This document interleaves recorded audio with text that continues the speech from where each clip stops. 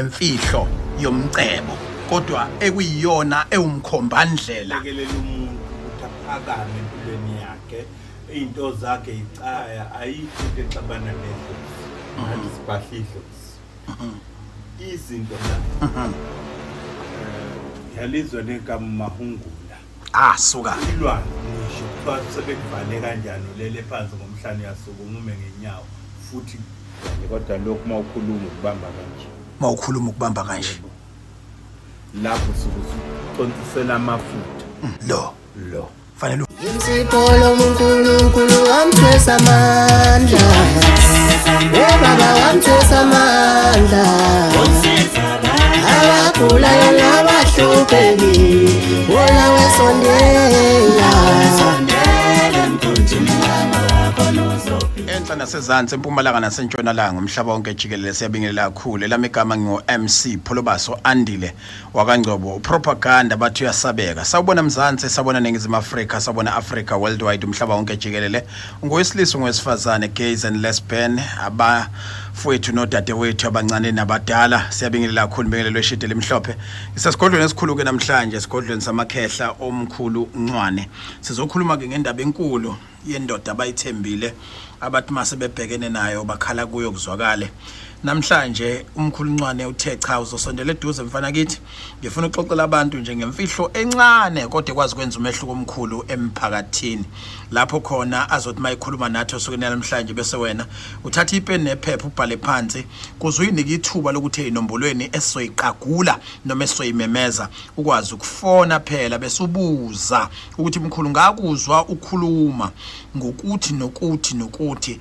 ngabe lokho kwenzani bathena ke namhlanje sizothi masiqala sikhulume ngemfihlo yomcebo i-entering point noma lapho sithi khona impela ke i-campus uqala ukuyibamba khona ukuze ukwazi ukubona impilo yakho ke ihamba kahle ube sesho kumkhulu ukuthi ke imfihlo yomcebo ayikhethi wayivula ke ukuthi isebenza kuphi nakuphi ngase ngithi ngiyafisa khehle ukuthi sikhulume ngayo kakhulu namhlanje kodwa ngifuna sigcine ngayo ngiyafuna futhi siphinde sikhulume ngendoda ethenjwa abantu abaningi nabathi iyadida lento ngoba nithi mani ikhipha ngamanana phansi kodwa ifike yenze umehluko omkhulu mangikhuluma ke ngendoda enamandla noma ke ngenkunzi enamandla ngisuke ngikhuluma ngoMahungula sizokhuluma ngezinto ezimbili namhlanje imfihlo yomcebo bese sikhuluma ngoMahungula osukwini la namhlanje nomkhulu Ncwane khehla lami asikubingelele sikwamukele kusiya Viva TV1 bese sikupha ithuba ubingelela abantu emakhaya siyabingelela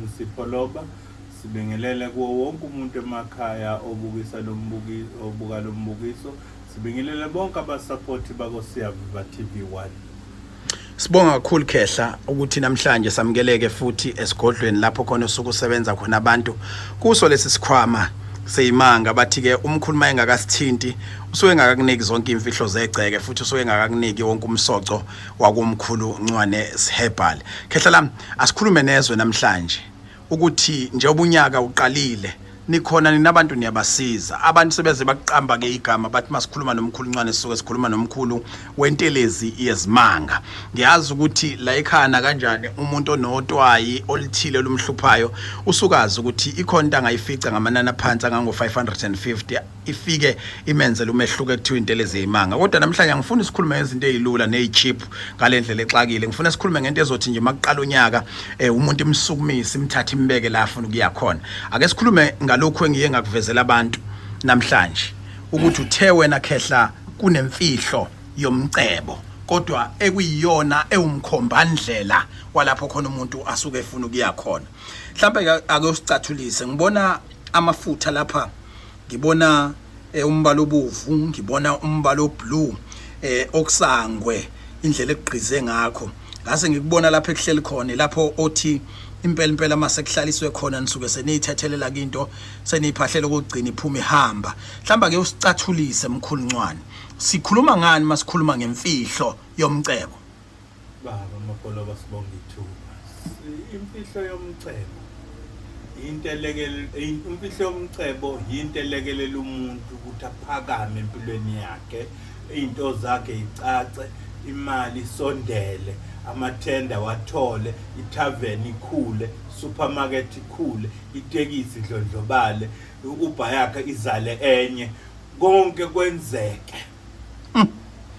Uzothi omunye umuntu baningi odokotela besintu bathi banemfihlo yomcebo leya la ekhaya ihluke ngani and ngibona ngani ukuthi isuke izokunikeza lokho engisuke ngikufuna. Sengifikile la ekhaya ngilindele ukuthi mase ngisizakalile ngubona umehluko.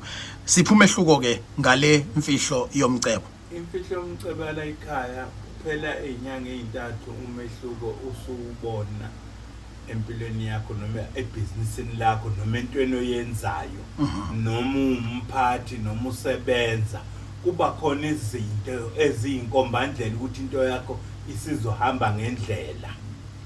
Okay. Uma kuthiwa uyisupervisor uzobona ukhisha ube yimanager. Uma umculo uzobona uduma imali ngene uqashwe kuma gig. Yenza izinto eziningi ngoba imfihlo yomcebo uthi umcebo ubuye uhlale ekhaya. Okay. Ngikuzwa uthi iyakwazi ukukhombisa ukuthi uzosuka la uyephi. Kodwa futhi bese ngidideke ekuthenini izibizo ngegama elingakuthi imfihlo yomcebo kanti into kaMalini lena. Imfihlo yomcebo sizama ukubuyisela kubantu abantu bangathwali, abantu bengabi nezigubu, bengabi nento ezobahlupha. Umfihlo yomcebo u15,000 rand kuphela. Only 15,000 rand mkhulu mina nginetekisi ngingabona ngenza imali. Yebo. Wena onetekisi, wena onethaveni, wena umculi, wena ofuna ukuduma, wena ofuna ukuphatha, wena ofuna ukuba neposition enkulu, wena ofuna izinto ezinkulu ezizokisa phambili, wena ofuna ukuba nomcebo, ube negama ebank, ube nama private client person, ube namakhadi amnyama, ama black card angempela. Ngemfihlo yomcebo ka 15,000 rand ngingazibona ngithuthuka ngidlondlobala. Kakhulu kunakuqala. Uyibona umuntu ebantwini le imfihlo yomcebo ihlukanisa abafana namadoda. Mkhulu kunento eyishilo la wathi imfihlo yomcebo ayiqhelelani nempepho yakini noma nedlozi lakini. Mhlawumbe ukufundisa umuntu osekhaya othi mina ngibuye ngisabe phela ukuthi ngingaphambana nabazali sengithathe into. Ungambeka kusiphi isigaba? Into yala ekhaya ayikho into exabana nedlozi. Ngathi siphahla idlozi. Izinto zonke zala ekhaya ihlambulukile, ziclean. Yakuthaya nedlozi zifike ingene ekhaxa. Bayazi abaningi. Akukho la okuwekusale khona ukuthi hayi into yakho izofika ikuvundulele icleanele nala fanele ukcleanele ke khona. Uzothi mkhulu mhlambe umuntu wesifazana akavumelekile ukuthi athathe naye imfihlo yomcebo. Cha, wonke umuntu ngabe wesifazane ngabe wesilisa uvumelekile ukuthi athathe imfihlo yomcebo. Manje ngibona imibala engafani. Awusicathulise. Sikhuluma ngani ngemfihlo yomcebo? Nakho kubovu la? Uma sikhuluma ngemfihlo yomcebo, lesi sipajo sibona isibomvu. Ilese sihlale officeini lakho mawune office noma nebusiness. Lese si blue ilese sihlale esikhwameni ohamba naso ngaso sonke isikhathi. Kube khona amabhodlela ano 10 rand nemkhuba yakho. Adonsa imali yikho kuthiwa imfihlo yomcebo la amancane nevali imhlopho wabonayo. Mana ke mkhulu uthi mhlambe uthi wena mkhulu ngifuna uyiphathe ngesandla lento yemfihlo yomcebo. Ngifuna uyiphathe ngesandla khehla lami. Ngifuna ukuthola ukuthi ukuze ukwazi ukuhlukanisela izandla zakho ngoba uzothi omunye umuntu ngikhuluma ngento ngikhombe kwenye indawo ngiyafuna nje ukuthi usikhombise manje la right. Ake usibukise asiqale ngokuthi mhlambe khehla mawuchaza njengoba usuyithathile nje la ngifuna ukuthi ke usivezele uhlukanise nangamakhala yomcebo. Ihlukene kabili. Okay. Le bomvu ehlala ebusinessini, ile blue ihlala ekhaya. Njengoba namabhodlela emabili kuhambisana nakho. Le ihlala nawo, leli lihlala officeini. Yona ke imfihlo yomcebo le. Yamabhodlela iwona kudonselayo. Ngingakwazi ukuthatha okukodwa. Cha kuhamba kanje. kufanele kuhlale kuhamba kanje Yebo. kuze kube khona kuzoconnect ekhaya. Yebo, nokuconnecta wena mawuhamba uyala uyakhona. Mawukhuluma ngekhaya ukhuluma kuleyo ndle engihlala kuyona noma Yebo, engiphila noma kuyona. isemqashweni noma ikuphi. La uzobukhona lezi zinto fanele zibe khona, especially le ibe la wena ukhona. Le ihlale businessini. Siyabonga Khehle. Right. Uselapho umkhulu ngiyafuna ukuthi usithathe usibekeke ekuthenini nitholakala kanjani kuphi nendawo zithini inombolo esikanidonsa kusona. eThekwini kuJoslovo 114 Joslovo. Siyatholakala naseGoli Market Building ku58 Cray Street. Market Building 5th floor number 505S. Mkhulu Ncwane, Ba. kunabantu abathi mapholoba amakhehla wayikhuluma zonke izinto uma enawe. Angiqondi noma Hlasimbe ingoba basame kulolu siko labo lokuthi akubona konke abazokusho ku social media na. Kunjani impela? Ngithe namhlanje mangifika kwena ngathi ngiyakuzwa ukuthi uthi sizokhuluma ngemfihlo yomcebo. Kodwa ngiyacela ukuthi engikutshenwe ubaba uSibiya oyona komunye ke yemkhandla yamatekisi engengusho othi yena wayesephelelwe konke wabona uMapholo bekhuluma nawe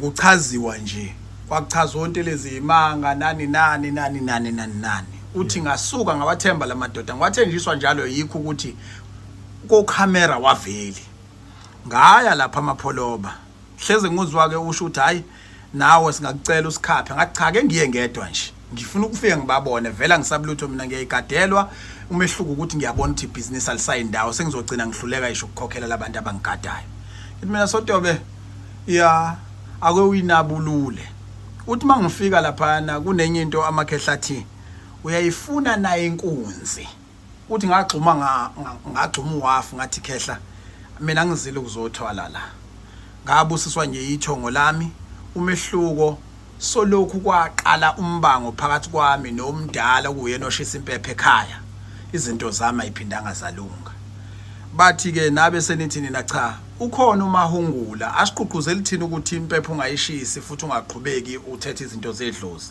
kodwa uMahungula ukwazi ukuyintantela wena egcekeni nawo uyikhulumele wena idlozi likwazi ukuzwa without ukulokhu ucela ubhuti omdala noma ucela usisi omdala akukhulumele kuphi.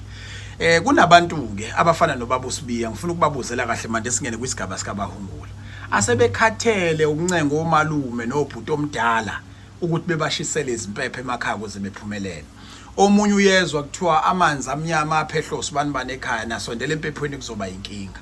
Usefuna into azokwazi ukuyixoxela nayo kodwa engezoba isithwalo noma isiphakamiso esomfakela ukuthi sekufika ingane noma kunjani. Mhlawumbe mangase usidodisa usixoxele ukuthi uMahungula uyimpendulo kangakanani kubantu yini uMahungula lo Mahungula ngabe kuyiqiniso yini ukuthi uya noma ungaya empephweni ungakwazi ukwenzela imanga ongangokuba uthi uze waletha udadewabo osindisiwe solokhu waqala ukuphila usindisiwe kodwa ufika wakuthatha lokho kuMahungula wahamba yokusebenzisa impilo yakhe ihamba phambili. Mhlambe sicacisele kabanzi ukuthi sikhuluma ngani masikhuluma ngoMahungula udinga umuntu onjani othethe idlozi ongalithethe idlozi ulekelela kanjani uSibiya yena efika mawukuthi usamkhumbula lalungakanani utalatiya lakhe ongangokuba nomunye umuntu ebona ukuthi hayi shutha amanzi amancane kaSibiya amanzi amancane la wami ngoba uSibiya wayenenkinga enkulu kunami yabona ngifuna ukuthatha usibeke lapho ukuthi uMahungula uhluke ngani ngoba lapho nithi nina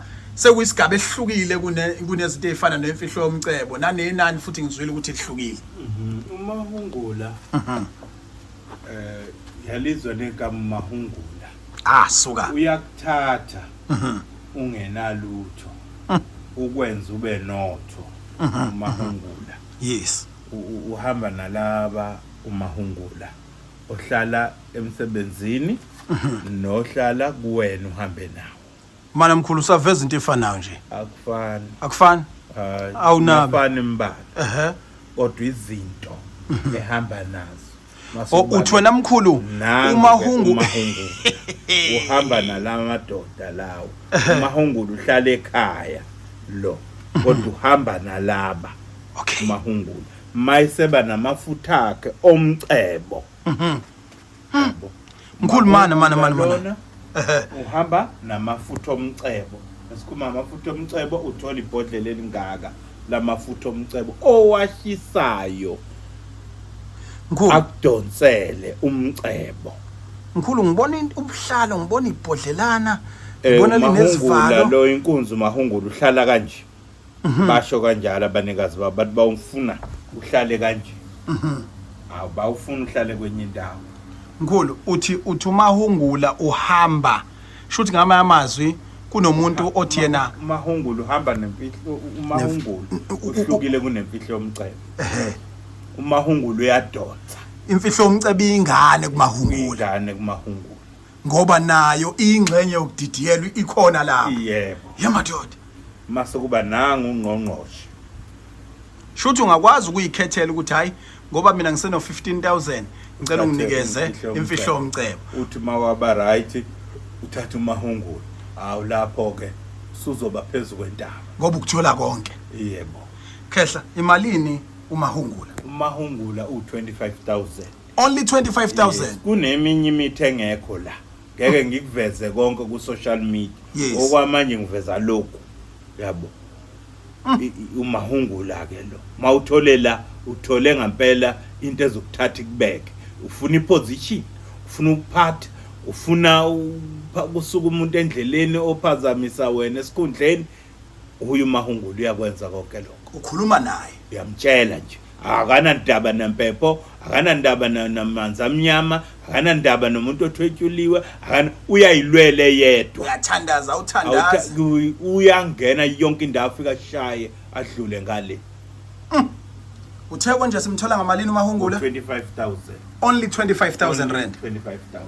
South Africa, Ningizimu Africa worldwide umhlaba wonke jikelele uMC Pholobasi kuSiyaviva TV1 ngihleli nekhehla ke elidala lithena uma lizokhuluma namhlanje lizobe libhodla kahle likhipha kunje ngoba kunjalo siyanxusa ke siyaqhuqumezela abantu abasukume bethola ukusizakala ngendlela abafisa ukusizakala ngayo amakhehla khona eGoli amakhehla khona futhi naseThekwini kanti uyakwazi ukufona wenze appointment okuhlukile ngalokho ngimuzwe wethu umkhulu akukhoriwa Korea lokho zala zokulala. Akorea. Awuthi ufuna wena siye kuwena uzokhokha indleko sikulethele.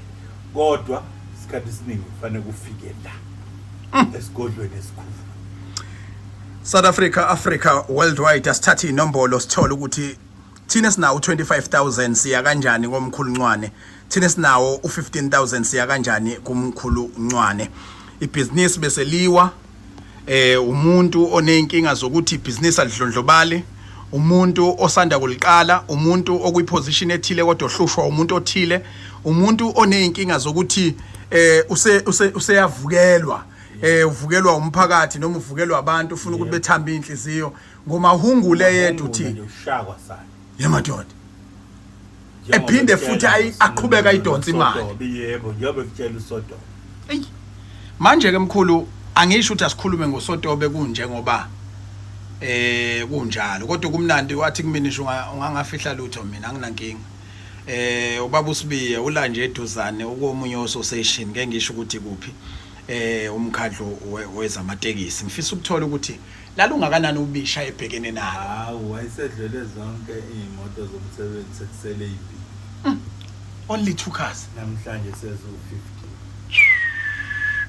manje una 15 manje ushintsha ama stand yema doda usenana ama truck wena usenana ama truck hey angisafuna ukusho bathi angingasho lama ngiphiwe into ukuthi wanginikeza amalini cha wafika kwezongiphi imali wasengibikela nje ukuthi hayi usizwe yibo umkhulu Ncwane eThekwini wafika esemayakayaka wayela nje into enezihlale ezishiwo kodwa ke base bembuza ukuthi usho yini ukuthi wena njengoba uzela uza ngoba usithemba wathi yebo emva kwalokho uthi bambuza ukuthi uyayifuna inkunzi mama nibesaba abantu mangisho kanje akufi umuntu kodwa mkhulu la kumahungulu hayi la ikhasi bulala siyaphilisa ngaso sonke isikhathi la ekhaya kunjani asibulali umuntu uyaphila dlondlobale bengathuswa futhi ukuthi lento ngabe uyalithetha idlozi noma ulithethi iyasebenza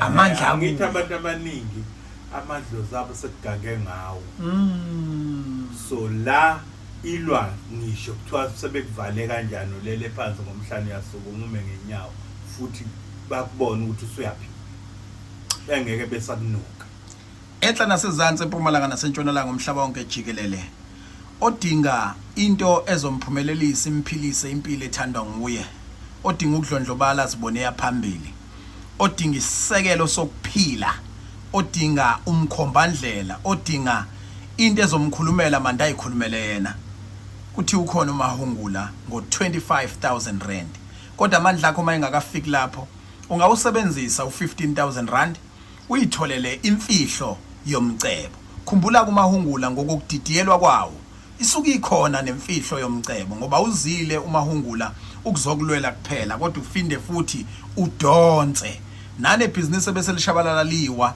uyakwazi ukuthi ukulwela ukuthi laba abakukhumbulayo kabhlungu noma bakudicelela phansi abakusukumelayo bafadabale usho njalo nje umkhuluncwane wena kwakho ukuthi umfonele nombulweni ethi 065 929